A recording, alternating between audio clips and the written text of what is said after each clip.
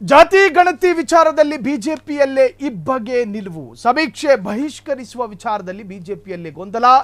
ಜೋಶಿ, ತೇಜಸ್ವಿ, ಅಶೋಕ್, ಸುನಿಲ್ ಕುಮಾರ್ ಭಿನ್ನ ನಿಲುವು. ಜಾತಿ ಗಣತಿ ವಿಚಾರದಲ್ಲಿ ಬಿಜೆಪಿಯಲ್ಲೇ ಭಿನ್ನ ರಾಗ. ಸಮೀಕ್ಷೆ ಸರ್ವೆ ಬಹಿಷ್ಕರಿಸುವ ವಿಚಾರದಲ್ಲಿ ಬಿಜೆಪಿಯಲ್ಲಿ ಗೊಂದಲ. ಪ್ರಹ್ಲಾದ್ ಜೋಶಿ, ತೇಜಸ್ವಿ ಸೂರ್ಯ, ಅಶೋಕ್, ಸುನಿಲ್ ಕುಮಾರ್ ಭಿನ್ನ ನಿಲುವು. ವೈರುಧ್ಯದ ಹೇಳಿಕೆ ನೀಡಿ ಗೊಂದಲಕ್ಕೆ ಕಾರಣವಾಗ್ತಿದೆ ಕೇಸರಿ ಪಡೆ.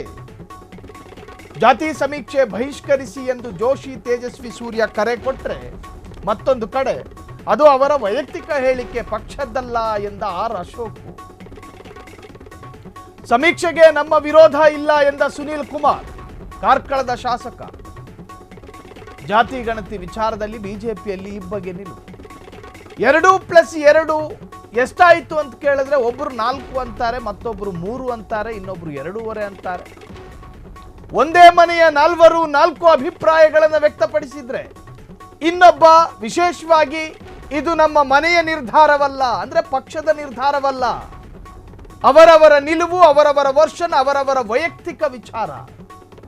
ವಿಪಕ್ಷ ನಾಯಕ ನೋಡಿ, ವಿಪಕ್ಷ ನಾಯಕ ತನ್ನ ಸ್ಥಾನದ ಜವಾಬ್ದಾರಿಯನ್ನು ಅರ್ಥಕೊಂಡೇ ಮಾತನಾಡಿದ್ದಾರೆ. ತೇಜಸ್ವಿ ಸೂರ್ಯ ಮಾತನಾಡಿದ ಹಾಗೆ ಆರ್ ಅಶೋಕ್ ಮಾತನಾಡೋದಕ್ಕಾಗೋದಿಲ್ಲ. ಆರ್ ಅಶೋಕ್ ಕೊಟ್ಟ ಹೇಳಿಕೆಯಂತೆ ಪ್ರಹ್ಲಾದ್ ಜೋಶಿ ಅವರ ಹೇಳಿಕೆ ಇರಬೇಕು ಅಂತೇನೂ ಇಲ್ಲ.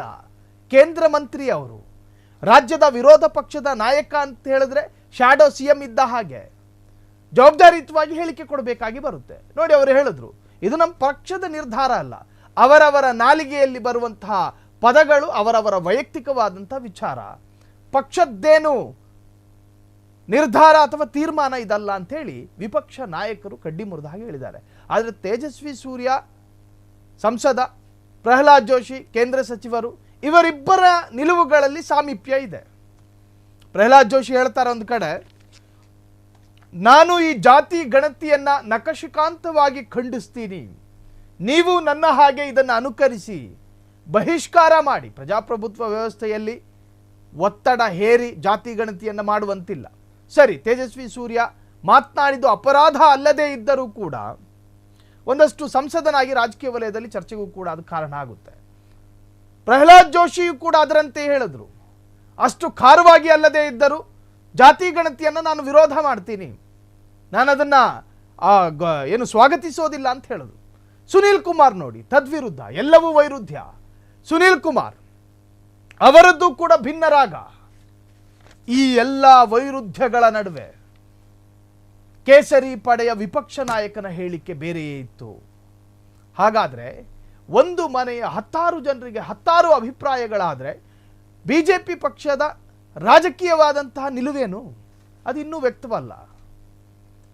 ವ್ಯಕ್ತವಲ್ಲ. ಬಿ.ವೈ. ವಿಜೇಂದ್ರ ನಖಶಿಕಾಂತವಾಗಿ ಎಲ್ಲೂ ಕೂಡ ಖಂಡಿಸಲಿಲ್ಲ. ಅಧಿಕೃತವಾದಂಥ ಹೇಳಿಕೆ ತೋರಿಸಿ ನೋಡೋಣ.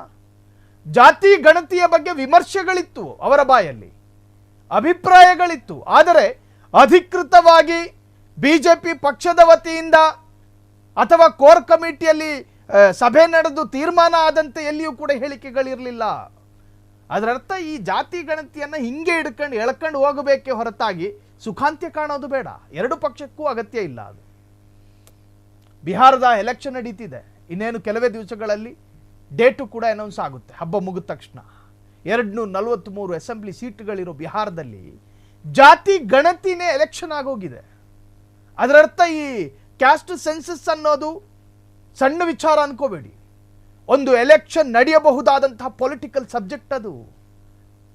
ಜನರ ಭಾವನೆಯನ್ನ ಕೈಯಲ್ಲಿಟ್ಕೊಂಡು ಎಲೆಕ್ಷನ್ ಮಾಡಬಹುದು. ಜಾತಿ ಸಮೀಕ್ಷೆ ಅದೊಂದು ಕ್ಷುಲ್ಲಕ ಅಥವಾ ತಾತ್ಸಾರವಾದಂತಹ ಸಬ್ಜೆಕ್ಟ್ ಅಲ್ಲ, ಅದು it's A major political subject. ಅದೇನೇ ಇರಲಿ, ಬಿಜೆಪಿ ಪಕ್ಷದ ರಾಜ್ಯ ಮಟ್ಟದ ನಾಯಕರುಗಳ ನಡುವೆ ವೈರುಧ್ಯಗಳ ಅಭಿಪ್ರಾಯಗಳು ವ್ಯಕ್ತವಾಗ್ತಾ ಇದೆ. ಮುಂದೊಮ್ಮೆ ಬೇರೊಬ್ಬ ನಾಯಕರು ಬೇರೊಂದು ಅಭಿಪ್ರಾಯಗಳನ್ನು ಕೊಟ್ಟರೆ ಬಿಜೆಪಿಯಲ್ಲೇ ಸಾವಿರಾರು ಅಭಿಪ್ರಾಯಗಳ ಸುರಿಮಳೆ ಎಂದು ಜನ ಅಪಹಾಸ್ಯ ಮಾಡುವ ಸಂದರ್ಭವೂ ಕೂಡ ಎದುರಾಗಬಹುದು. ಕ್ಷಣ ಕ್ಷಣದ ಸುದ್ದಿಗಳಿಗಾಗಿ ಫ್ರೀಡಂ ಟಿವಿ ಸಬ್ಸ್ಕ್ರೈಬ್ ಮಾಡಿ, ಲೈಕ್ ಮಾಡಿ ಹಾಗೂ ಫಾಲೋ ಮಾಡಿ. ಹೊಸ ಸುದ್ದಿಗಳ ನೋಟಿಫಿಕೇಶನ್ಗಾಗಿ ಬೆಲ್ ಐಕಾನ್ ಮೇಲೆ ಕ್ಲಿಕ್ ಮಾಡಿ.